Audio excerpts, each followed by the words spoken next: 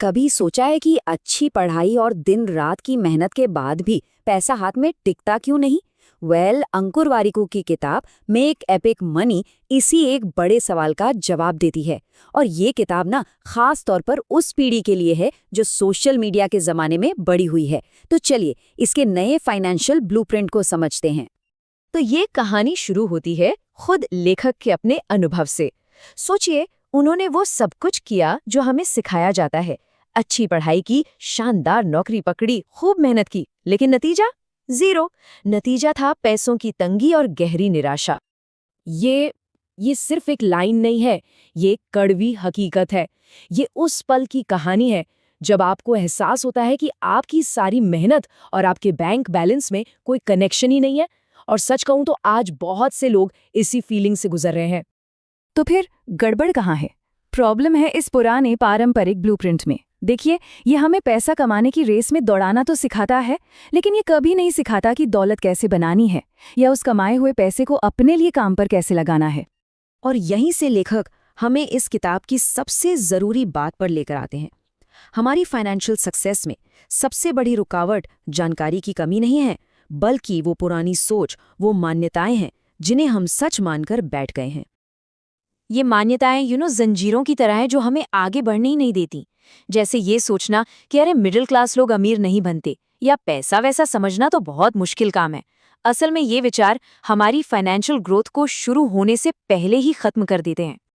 तो अब आते हैं पहले बड़े माइंडसेट शिफ्ट पर। हमें सिर्फ सैलरी कमाने की सोच से आगे बढ़कर दौलत बनाने के बारे में सोचना होगा, एक्टिवली। अब ये डेफिनेशन सुनने में बहुत सिंपल लगती है ना?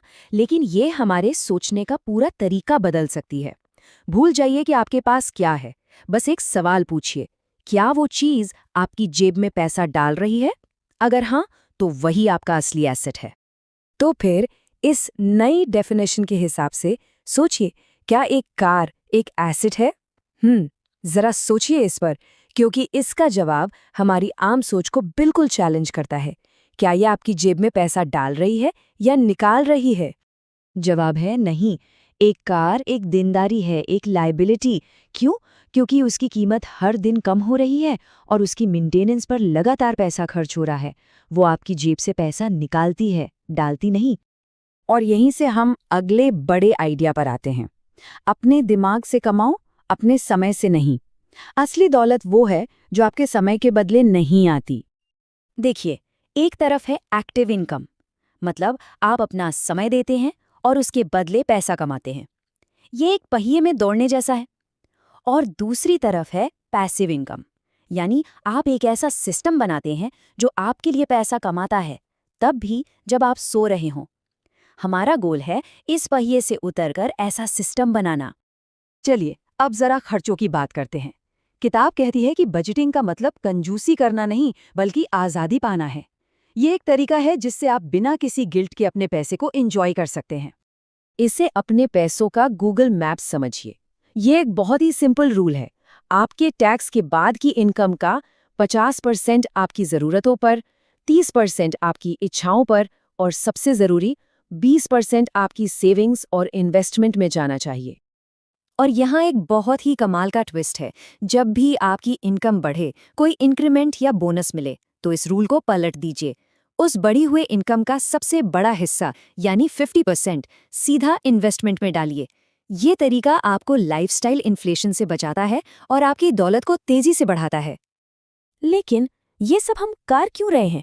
मेहनत, इन्वेस्टमेंट, बजटिंग, इन सब का असली मकसद क्या है? किताब के हिसाब से इसका सिर्फ एक जवाब है, अपनी आज़ादी खरीदना। पैसा आपको मन की शांति देता है, बेहतर हेल्थ देता है, जिंदगी में ऑप्शंस देता है और रिस्क लेने की हिम्मत देता है। लेकिन इन सब का निचोड़ एक ही शब्द में है, आज़ादी। अपने समय की आज़ादी, अपने काम की आज़ादी और अपनी जिंदगी के फैसले लेने की पूरी आज़ादी। तो पूरा गेम बस इतना सा है, हमें पैसे के लिए काम करना बंद करके पैसे को अपने लिए काम पर लगाना सीखना है। यही वो माइंडसेट शिफ्ट है जो एक आम कमाने वाले को एक दौलत बनाने वाला बनाता है। और आखिर में हम आपको इस बहुत ही गहरे और पावरफुल विचार के साथ छोड़ते हैं। ये हमें सोचने पे मजबूर करता है कि असली फाइनेंशियल फ्रीडम का मतलब क्या है। ये सिर्फ पैसों के बारे में नहीं है, ये एक बेहतर जिंदगी जीने के बारे में है।